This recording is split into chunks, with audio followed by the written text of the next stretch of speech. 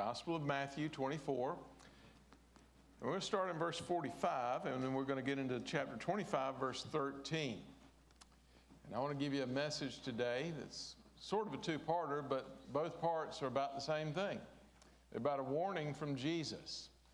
It's a warning that he uses a story about a worker to give us an understanding about that, and then a wedding, a worker and a wedding that both give us a warning. And so anytime you get a warning, you need to take heed. I mean, if you could go back in time and be one of the people that were in the Appalachian area before the storm came, before Helene hit at the end of September, and you got a warning that said, this is what's going to happen and this is what it's going to look like. Now, they didn't have that, and it was unprecedented, and there's no way they could have known.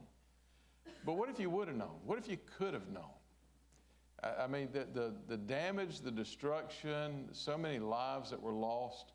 If you had warning, think about all that could have been saved. Think about how things could have been different. Well, Jesus gives us these warnings because there's something that he knows is going to happen. And he's trying to get us to prepare for that day. And so he's telling us ahead of time what's going to transpire so that we can get ready for what's coming. And so let's read it together and see what Jesus has to tell us. All of this has to do with his coming at the end of time, at the end of the age, when he arrives, and everything is going to be different after that. All of this is a response to a question that he received. Tell us about the sign of your coming and the end of the age. And he's given us those signs. But now that he's done that, he's reminding us over and over again, be ready. Here's what it says, verse 45, chapter 24, the Gospel of Matthew. Who then is the faithful and sensible slave whom his master put in charge of his household to give them their food at the proper time? Blessed is that slave whom his master finds so doing when he comes. Truly I say to you that he will put him in charge of all his possessions. But if that evil slave says in his heart, my master's not coming for a long time, and begins to beat his fellow slaves and eat and drink with drunkards, the master of that slave will come on a day when he doesn't expect him and at an hour which he does not know. He'll cut him in pieces and assign him a place with the hypocrites. In that place there'll be weeping and gnashing of teeth. Then the kingdom of heaven will be comparable to 10 virgins who took their lamps and went out to meet the bridegroom. 5 of them were foolish, 5 were prudent. When the foolish took their lamps and took no oil with them, for when the foolish took their lamps, they took no oil with them, but the prudent took oil in flasks along with their lamps. Now while the bridegroom was delaying, they all got drowsy and began to sleep. But at midnight there was a shout, behold, the bridegroom, come out to meet him.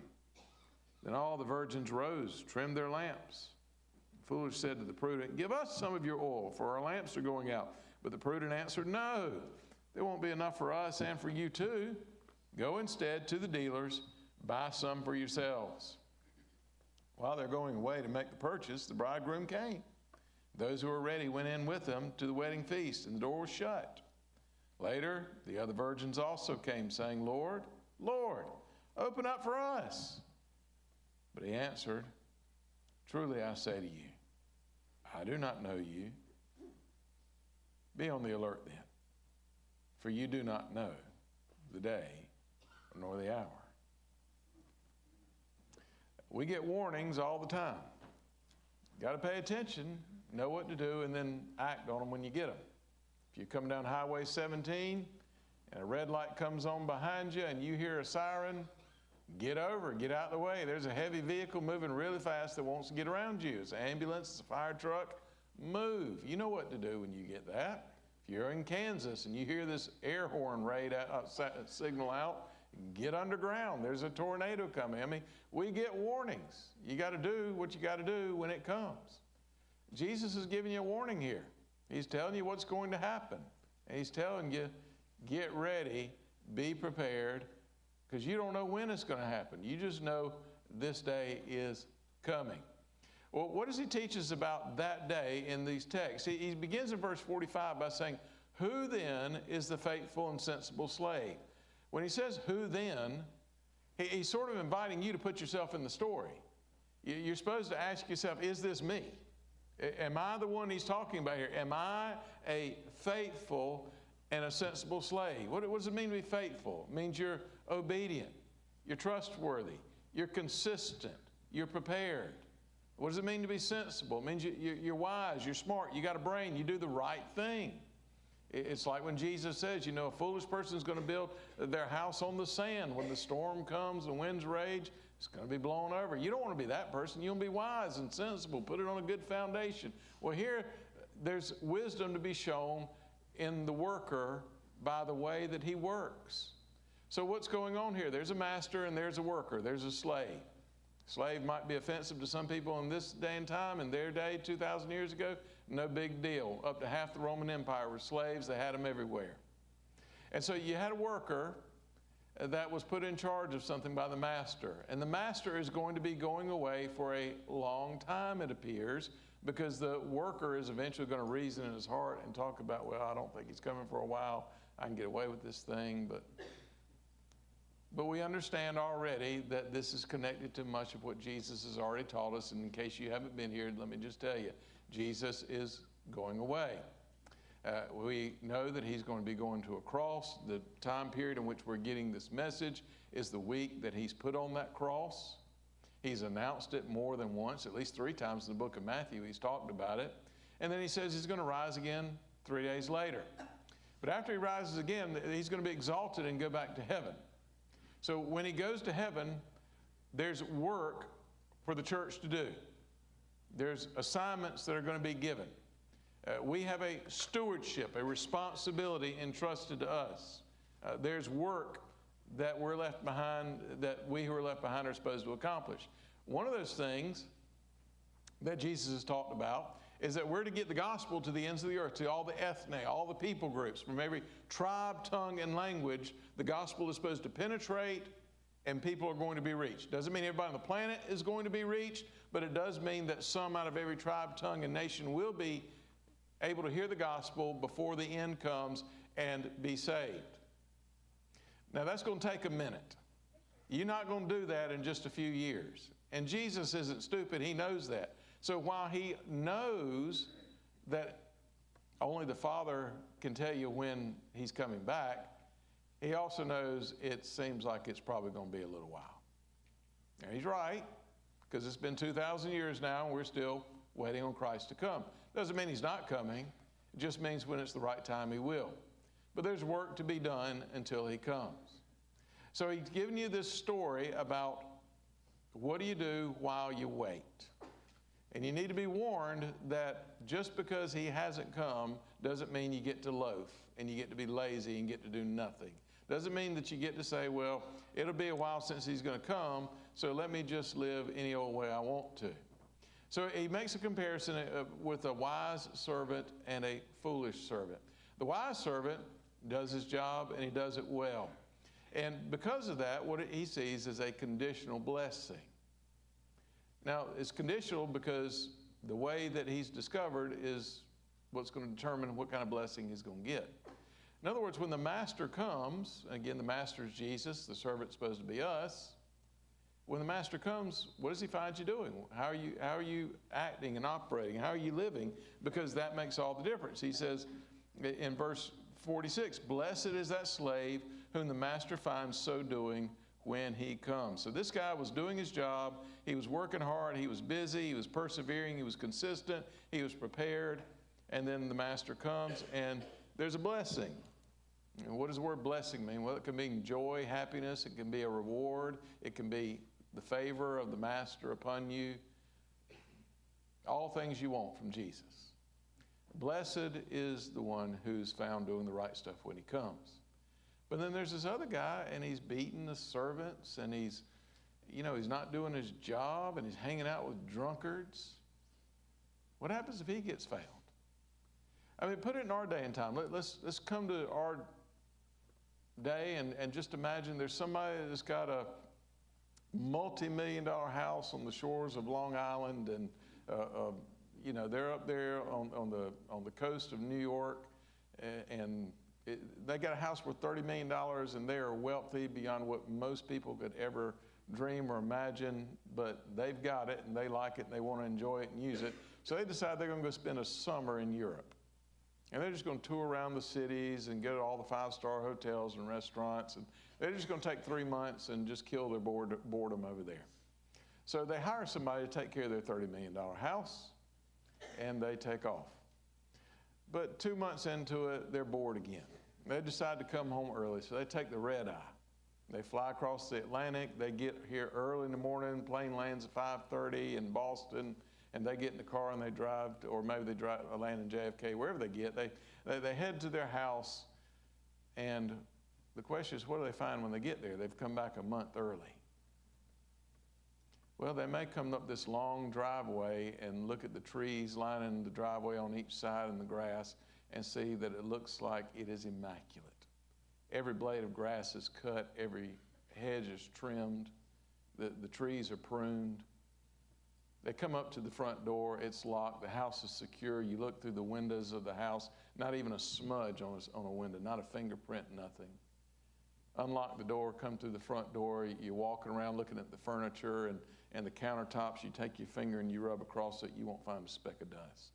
Everything is perfect and in its place. They move through the house, go into the backyard where you can see the ocean, and the pool is right there, and the gentleman they hired to clean the house and to keep the house is working on the pool. 7:30 in the morning, but he's got a list of things he's got to do every day just to keep the house up, and he's getting a jump start on it, making sure everything gets done.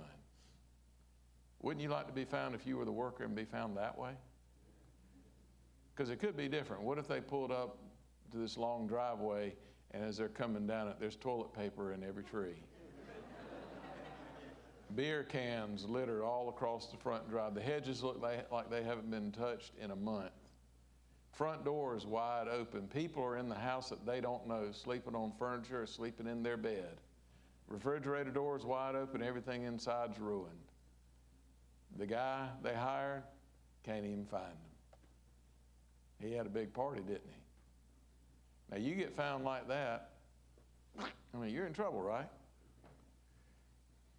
When Jesus comes back, how's he going to find you? Is he going to find you doing what you're supposed to be doing, the right way, the right place? Or is he going to find you not doing what you're supposed to be doing? I mean, if he came back today and you're not saved, don't you think you'll wish you'd have been saved? If you haven't been baptized, don't you think you'll wish you'd have been baptized by immersion after salvation, biblically speaking, the right way? Would you rather be a church attender or a church member? Do you think if you're not a tither that when Jesus comes back you'll wish you'd been a tither? Do you think you wish you'd been serving? Do you think a half-hearted attendance to God's house is appropriate, or you think, my record over the last 3 months, I've been there when the doors are open. I've been consistent. I've been faithful. You think it would have been a good idea to wake up in the morning and start your day with God, begin praying and reading the Word of God, and fill your heart with God so that all day long, the rest of the day, your thoughts are centered on Him, and you're looking for ways to witness and people to minister to, and opportunities to be a servant of God. Don't you think there's a right way to live that would please the Master? See, if you think about how you want to be found, then you'll know how to live every day. Because if you say, well, he's probably not coming for a while, what difference does it make? Well, this message is for you. There's an old preacher story. It goes something like this. There's a meeting that the devil's having with his demons. They decided to get together and come up with a strategy. How can we ruin men? How can we destroy them? How can we lead them to hell? How can we do the most damage? How can we do it? One of them raised their hand in the meeting and said, I'll tell you what we'll do. We'll just tell them there's no God. The devil, the ringleader, that's the worst of the worst. He's the boss of them. He says, no, it ain't gonna work. He said, there's too much evidence there's a God. Deep down within every heart of every man, they know there's a God. They might have to try to convince themselves they're an atheist, but they'll have to fight against what they know is true. Everybody knows there's a God. That might get a few of them. That's not a good strategy. That's not going to work for almost anybody. So we got to think of something else. Another demon raised his hand and said, don't tell them there's no God, tell them there's no hell. The devil said, no, that ain't gonna work either. That's no good. If you know there's a God, you know that he's holy. You know that he hates sin. You know there's a judgment. Even lost people cuss and use the word hell. Everybody knows there's a hell. You're not going to convince them there's no hell. They may not think about it. They may not live like there is one, but they know there's one. Finally, another demon raised his hand and said, you don't have to tell them there's no God. You don't have to tell them there's no hell. Just tell them there's no hurry. Okay, now you're on to something. There's a multitude of people in hell today that thought they had a tomorrow. I got plenty of time. When it's close to time, then I'll change. Then I'll live for God. Then I'll know God. I'll be different. But there's no hurry. I don't have to do it today. How many people do you think in the last 2 weeks died and went out into eternity that thought they had another 10, 20, 30 years to live? But today, time's up.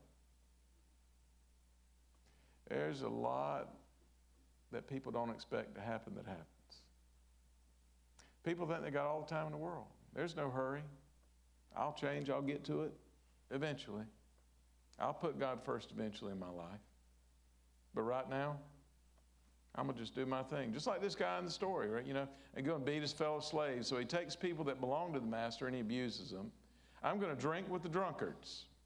So I'm going to go live my best life now. Verse 50 says, the master of that slave is going to come on a day when he doesn't expect him. Now remember that. That's a recurring theme with Jesus. He comes when you don't think he will. And in an hour which he doesn't know, I'm going to cut him in pieces, probably whip him so bad as he rips open, assign him a place with the hypocrites, and in that place is going to be weeping and gnashing of teeth. Assign him a place with the hypocrites. What's interesting is he doesn't call him a hypocrite. He says, I'm going to send you where the hypocrites get sent. And you know what a hypocrite is? It's a play actor. It's a phony. It's somebody that pretends to be something that they're not.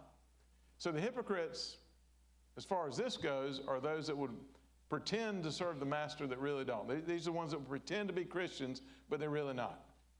This guy's not a pretender of being a hypocrite. He's just lost. He's drinking with drunkards and abusing the other servants. He's not putting on any kind of a show, is he? Here's another old preacher story about hypocrites. Little boy begging his daddy to go to church. Daddy, go to church. Daddy, go to church. Daddy wouldn't ever go to church. He says, son, that church is full of hypocrites. And the little boy didn't know him better. He didn't realize what he was saying. But he said, Daddy, one more won't matter.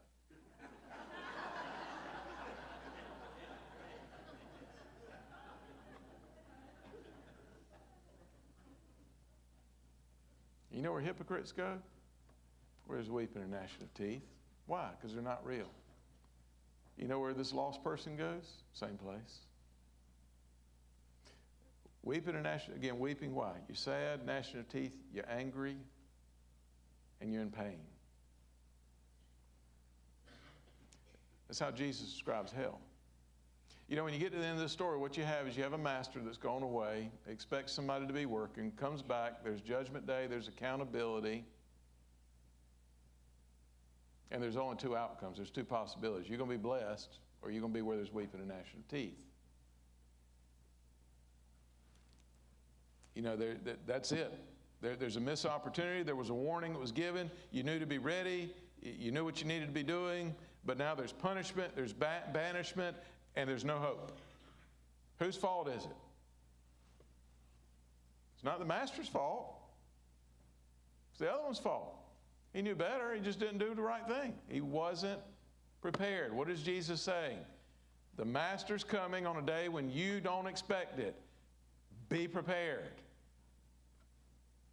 He uses a worker, but then he uses a wedding to tell the same thing. If somebody says something one time, you know, you ought to listen. If they know what they're talking about and they're speaking into your life. Jesus, of course, speaks into all of our lives, definitely knows what he's talking about. When he says the same thing over and over and over again, you better pay really close attention. Here's how he says it again. Verse 1 of chapter 25. Then the kingdom of heaven has a kingdom and it has a king. That's Jesus. The kingdom of heaven, you're either part of it or you're not. What's it like, though, Jesus? It's going to be comparable to 10 virgins who took their lamps, went out to meet the bridegroom. 10 virgins. These are what we call in our day bridesmaids. Ladies, you get married, you pick your bridesmaids. How many do you pick? Doesn't matter. You got a number, you pick it. Here, Jesus picks 10. He could have picked 20, he could have picked 12, could have picked 6. But you got 10. 10 bridesmaids. And 5 are prudent, 5 are foolish. Why? Because it all has to do with what they're supposed to be responsible for. Here's how it went if you got married back in Jesus' day, because a wedding was a really, really big deal back in those days. It's a big deal now, but in those days, you don't have a lot of stuff that we've got. I mean, you had just a few happy, joyful moments that were really special, and a wedding day was one of those. In fact, for the bride and groom, it was the biggest, most important day of their life. But for all the people in the village or the town, it would have been special. Everybody knows everybody, you know, and what's going to happen is you're going to have usually 2 fathers are going to get together and talk, because you're going to have an arranged marriage, usually. Because you got little 13, 14-year-old boys, and the hormones are raging, and it's time to have an outlet for that, so you need to get married. And so the dads would get together. You might have a guy that's sweet on a girl or whatever, say, all right, let's talk, let's work this thing out. And they enter into a contract. All right, these 2 are going to get married. And once you enter into that contract and that arrangement, it's basically you're legally married, but you haven't consummated it yet. It's not complete, but you're in such a strong bond now that if you had to get out of it, you actually have to go through divorce proceedings to break that thing up. The community considers you a married couple, even though you're not technically together yet. So what are you waiting on in this betrothal period? Well, the little boy's got to get his act together, because I don't know if you know this, but when you get married, it's going to cost you some money. You got to live, and you got a wife, you got to feed a family. I mean, it's going to take some money. So what does he got to do? He's got to learn a trade, get a job, make some money, and he's got to have a place to live. Very often what the boy would do is he'd go back to his daddy's house, and they would add on a room, and that would be where he's going to live. He's going to live with mom and daddy and bring his bride into his father's home. Isn't it good when your father has many mansions with lots of rooms? But anyway, that's what you're going to do. You're going to bring your daughter, your bride back there, and she's going to be a new part of this family. And so you got to get ready. Well, let's say it might take a year, but eventually you get everything ready, and now it's time. You're going to have the big ceremony, you're going to have the celebration. It's going to involve a parade where you're going through and say, all right, now everything's ready. And you're going to do this and parade through in part because nobody's got a watch on or a phone in your pocket with a clock. I mean, nobody really knows when everything's ready. You just kind of got to announce it. And it takes a while to get stuff ready. You got to decorate, you got to cook. And they don't have microwaves, and they don't have gas stoves. I mean, when are you going to have this thing done? I don't know. And if you say, 6 o'clock, well, what does that mean? Nobody's got a watch? I mean, when I was over in Africa, and you're going to have church in a village where there has no electricity, no power, you know what they do? When it's time to have church, they get a piece of metal, and they bang on it really loud and hope that the community hears it, and everybody starts walking. And so they might be walking from long ways away, and so you might, when the first starts arriving, they might sing for an hour or two before they actually get into it.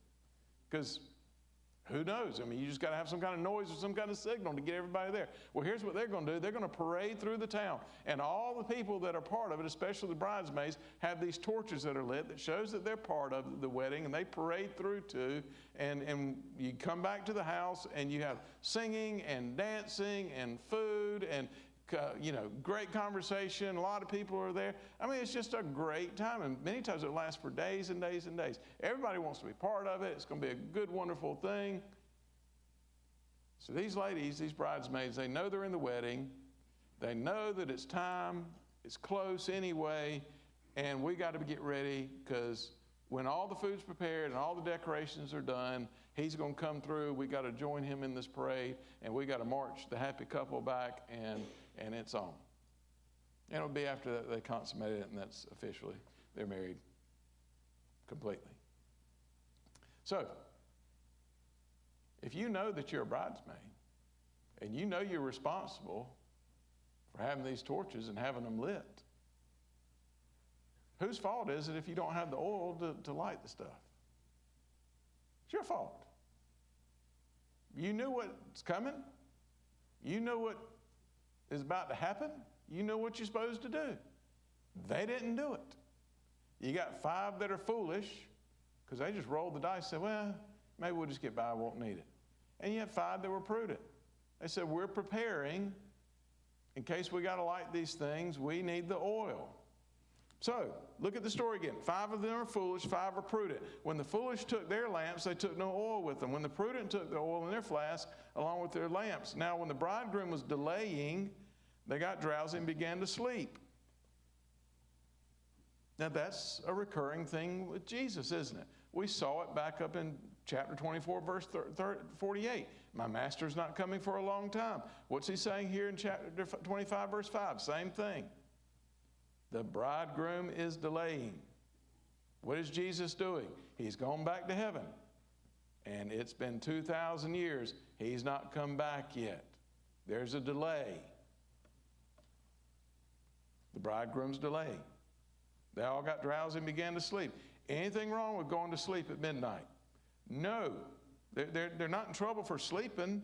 By the way, if they're asleep and the bridegroom comes, the bridegroom, of course, a picture of Christ, guess what? You'll wake up. You're not going to sleep through it. You're not going to miss it. They aren't either. So they got tired. They rest. I mean, you get older, you'll find out. You want to sleep. You don't see midnight very much anymore. But verse 6, what does it say again? At midnight, there's a shout. Behold the bridegroom. Come out to meet him. It's very much like a trumpet. The voice of God and an archangel. There's an announcement, isn't there? So he's come now. He comes at midnight. That's another theme, isn't it? Because it's not just that there's a delay in his coming. It's that when he does finally come after the delay, he's coming when you don't think he's coming. Who in the world has a party that starts at midnight? Now, some of y'all young people in here look at me and think, that sounds cool, preacher. But when you get older, let me tell you something. You don't want a party starting at 5 o'clock. I mean, if you get married, you don't get married after midnight. Most people don't anyway. Normal people don't. The point is, you don't expect them to show up at midnight. And what has Jesus been telling? I'm coming when nobody thinks I'm coming. Do you think he's coming today? Probably not.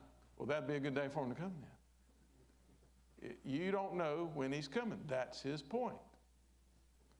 So he's coming later than everybody would think, and he's coming when nobody expects it. What did he say in chapter 24? They will be marrying and giving in marriage. They'll be having parties. People will be working in the field. Normal stuff will be going on. Verse 7. Then those virgins rose. They trimmed their lamps. The foolish said to the prudent, give us some of your oil. Our lamps are going out. The prudent said, no, there won't be enough for us and you. You need to go to the dealers and buy some for yourself. Now, if you got a flashlight, it takes 2 batteries.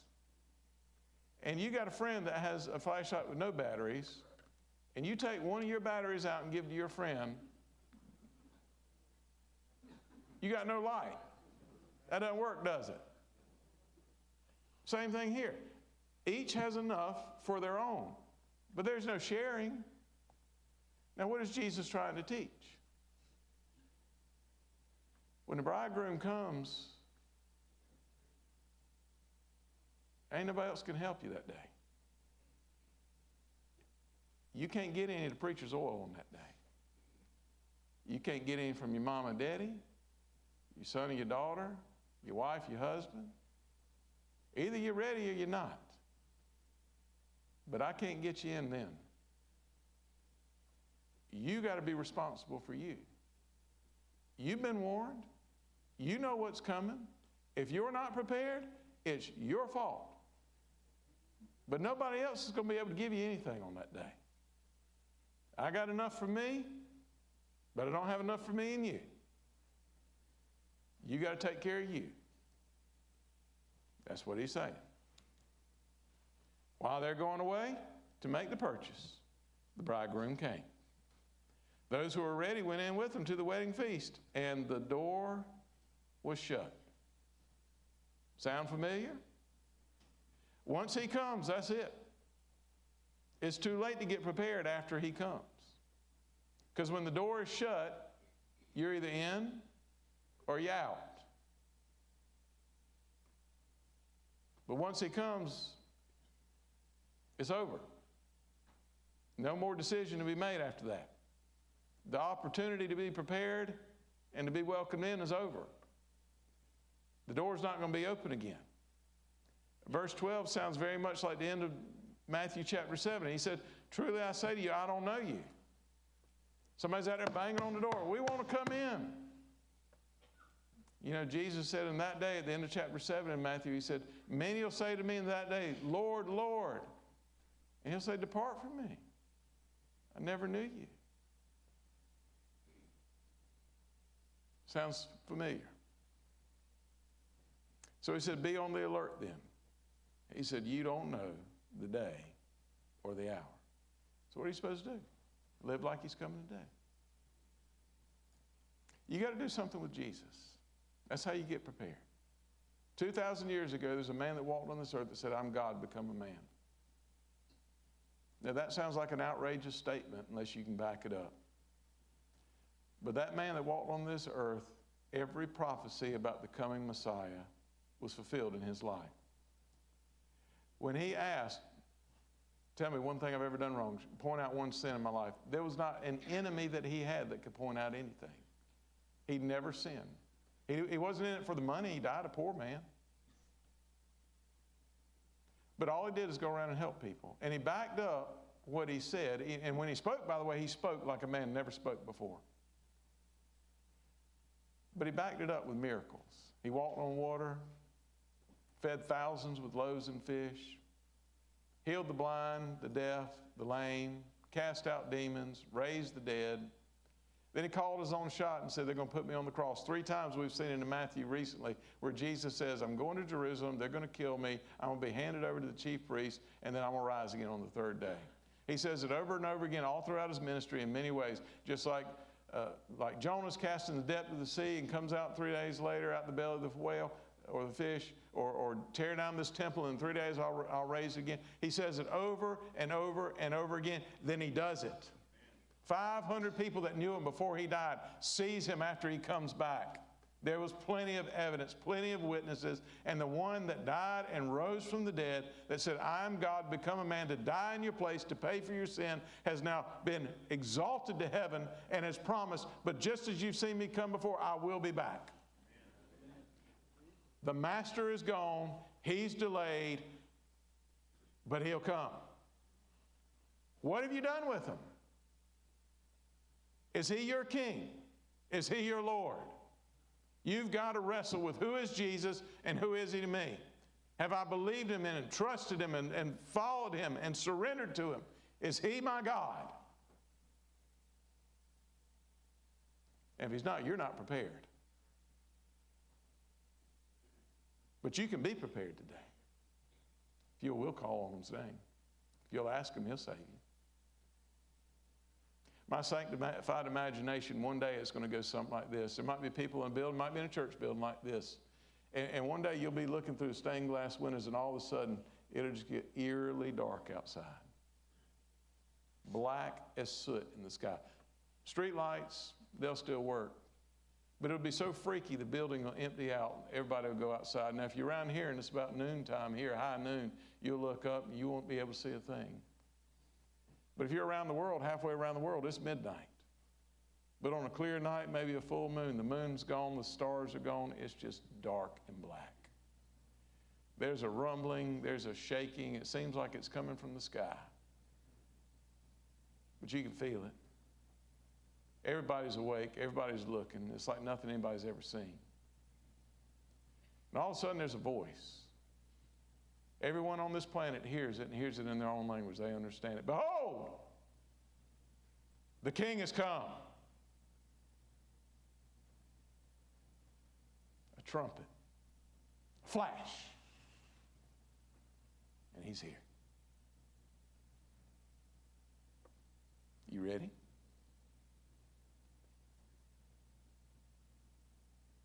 Let's pray.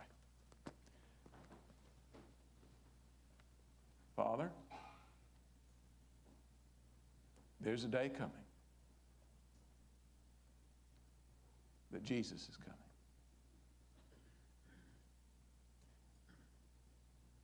Prepare those that are in this room in whatever way is necessary that we might be ready if it was today. God save the lost, reclaim the backslider, encourage the faithful. And we'll thank you for all you do. We love you, Jesus. Amen. Church, let's stand, let's sing. If I can help you to know Christ and to pray to receive Him, come meet me at the front right now.